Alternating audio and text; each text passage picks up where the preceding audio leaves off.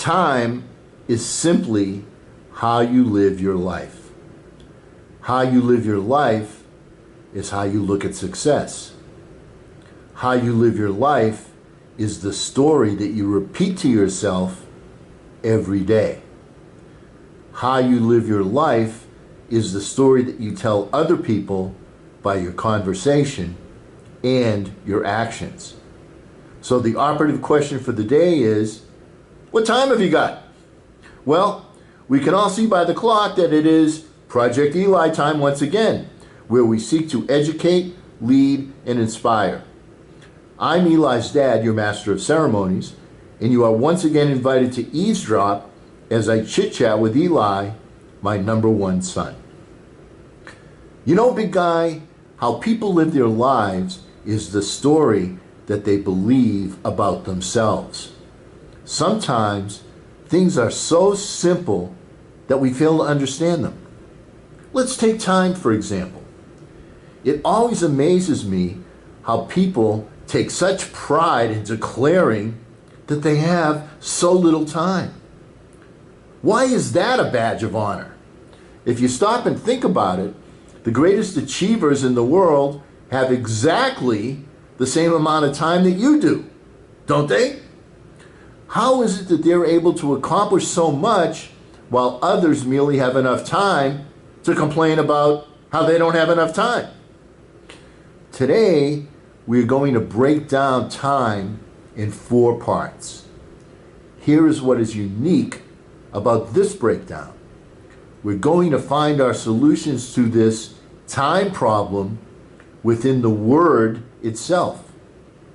The solution lies in the correct configuration of the 4 letters T-I-M-E that spell time. Our first solution, Eli, has to do with organization. To take a small amount of time to save a large amount of time. Whenever you start on a job where your function is to achieve a particular outcome repetitively, we all go through the same process. We seek to establish an order of things that will make us as efficient in accomplishing the task at hand as we possibly can. Now, if you're a custodian and your job is to clean the 2nd floor before the business opens, you develop a routine that involves wiping down the counters, cleaning the bathrooms, vacuuming the rugs, emptying the waste baskets, and on and on and on. I know. I had that job. You formulate a plan that minimizes effort and time, yet maximizes results. As an example, it'd be foolish to vacuum before you wipe off the counters. Why? Because remnants from your wiping may end up on the floor or on the rug. It's more productive to wipe the counters first and then vacuum to achieve the cleanliness that you want. Now, another example might be your personal workout routine. First, you change into your sweat clothes. Then you stretch and you loosen up your muscles. And then you go for your bicycle ride or your run or your encounter with the weight machine. You see, the order of things is important. My point is, find the most efficiently productive system possible for achievement. Then you give it some thought and some trial and error in an attempt to perfect the outcome. You organize. You visualize what you need the final product to look like. You take time, T-I-M-E, to think. Question for you, Eli. What percentage of people do you suppose take the time to think and plan their day, their daily activities, every morning? You'd be surprised how small the percentage is. When you take the time to think, visualize, and plan, you'd be surprised how much time you save during the day. Now, will you occasionally have to call an audible at the line of scrimmage like an NFL quarterback? Of course, but the signal caller always starts with a game plan to maximize yardage and make progress. In fact, to establish momentum, virtually all the teams script their first 15 plays or so and then seize the data and either continue on their planned course of action or make necessary adjustments to achieve the desired end result. The pre-think establishes a specific motion and generates momentum. Why don't we all schedule thinking time to save time during the day? Our first solution is to take time to think every day. Our second solution factors in the size of consumption.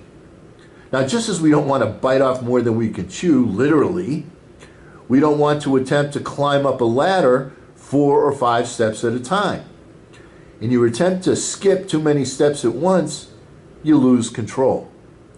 That's how you fall on your mass. Here's an analogy for you to consider, Eli. Let's say that you have to walk across an area that is very icy. What's the safest and most efficient way to proceed? Do you take large steps or do you take small baby steps? When you take baby steps, it enables you to maintain your balance better because you can adjust your footing and stop more easily if negative momentum shifts you in the wrong direction. Your only focus is the next small step and the mindset that keeping balanced maximizes your options for change as you move forward. So, let us reconfigure time, T-I-M-E, to the word might, M-I-T-E. Might is one of many words that means a small amount. Keep your balance with steady, small amounts of progress that allow you to maintain your balance and make adjustments easily and quickly. Our third solution to maximize accomplishment by judiciously spending our time correctly is to have one worthy singular focus at a time. You know, my son, if you have the choice of simple or complicated, choose simple. Now, I could editorialize about spouse selection here, Eli, but I won't. Whoops, I guess I just did. I didn't mean you, Roman numeral 2, but I digress. Anyway, when you focus on one thing, your brain tends to connect more things to that individual end or objective. Like everything else in the universe, this law works without prejudice and can be both positive and negative. Now here's an example, Eli.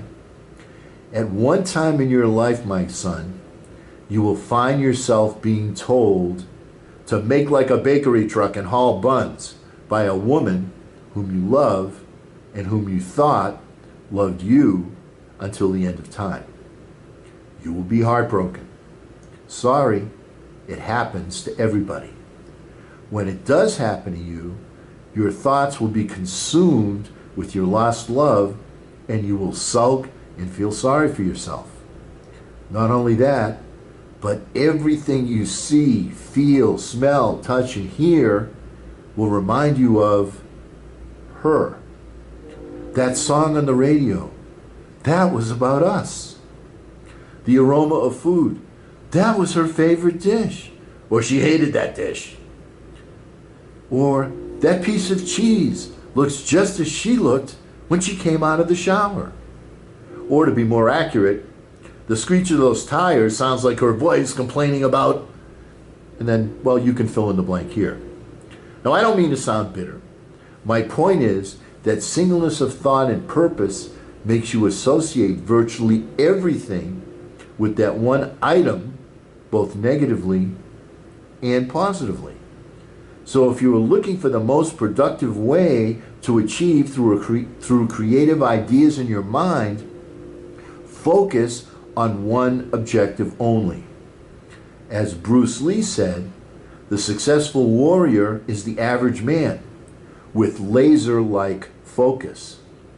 So let's reconfigure time, T-I-M-E, to one item, I-T-E-M. Our fourth solution requires a little bit of cheating as far as the spelling is concerned.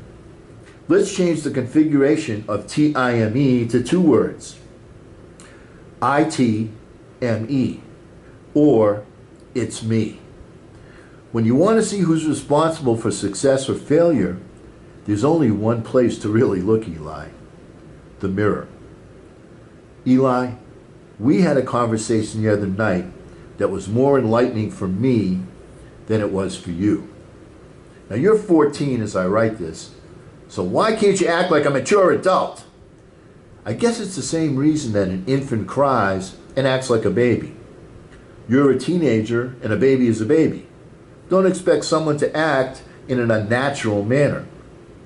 Now, we were having an issue about you catching the school bus. You missed it 2 days in a row and didn't attend school. Not good.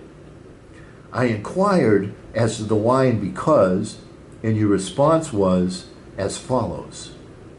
First of all, my phone is broken and I couldn't set an alarm, so I woke up too late. On the second day, I got to the bus stop just as the bus was leaving. The driver, he's a young guy and he's always in a hurry. I signaled him, but he didn't see me and he didn't stop. It wasn't my fault.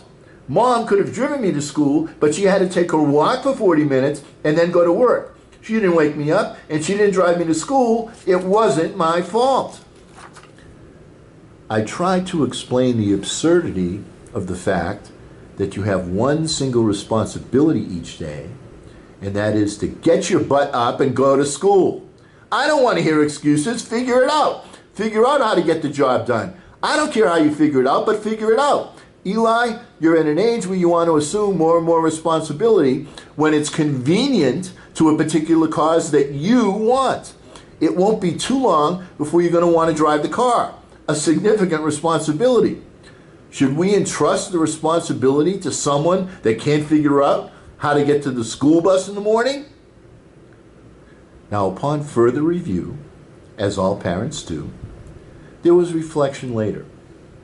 I thought about how lucky Eli's backside was that his grandfather, my dad, wasn't discussing, quote unquote, the issue, as we politically correct and sensitive dads like to say, with him. The conversation would have been two-sided. The side where my dad was talking to Eli and the exposure of Eli's backside. Two sides. Please don't misconstrue. My dad was the best, and my ambition with Eli is to be half as good a dad as my dad was to me. But we do, regrettably in some cases, live in different times. Here's my point. The lesson to be learned here is that circumstances are circumstances are circumstances. Are you not accomplishing your goals and ambitions because your phone alarm is not working, or your mom won't drive you to school, or because the bus driver is a young kid and always in a hurry? Newsflash! We all have perceived obstacles, roadblocks, and circumstances. The message, Eli, is the same. Figure it out. Let's configure time to it ain't the circumstances or other people. Let's convert time, T-I-M-E, to it's me. Quick summary. Successful people see a solution in every problem and not a problem in every solution. Let's solve our time problem. First, take some time to plan your day and set up a mental program that will allow you to perform productively, efficiently, and to establish momentum for achievement. Second, chunk down your daily objective a mite. Small steps allow you to maintain your balance and enable you to quickly make a necessary course correction in real time. Large chunks or giant steps inhibit this capability. Third, singleness of purpose, a laser focus on one item at a time, enables your brain to see more things and to be more creative in pursuance of your goal. Multitasking inhibits and distracts the brain's maximum potential. And fourth, don't be a blamer, be a claimer. Results that are achieved, both positive or negative, are not to be blamed on circumstances or other people. Figure it out. What determines results? It's me. It's time, wanted to accent that, it's time to preview our next session. We will discuss, using my definition, where I talk and you listen, it's about time that society made some changes. To not miss my humbleness on that topic, please be sure to be a subscriber by clicking the red icon that says subscribe. And as long as you're clicking icons, click the like thumbs up icon too. It'll change your life. Our thought for the day is from Lao Tzu, and it is, time is a created thing. To say, I don't have time, is like saying, I don't want to. And because we never end a meeting on a philosophical note, take the time to get out there and charge. I'm Eli's dad.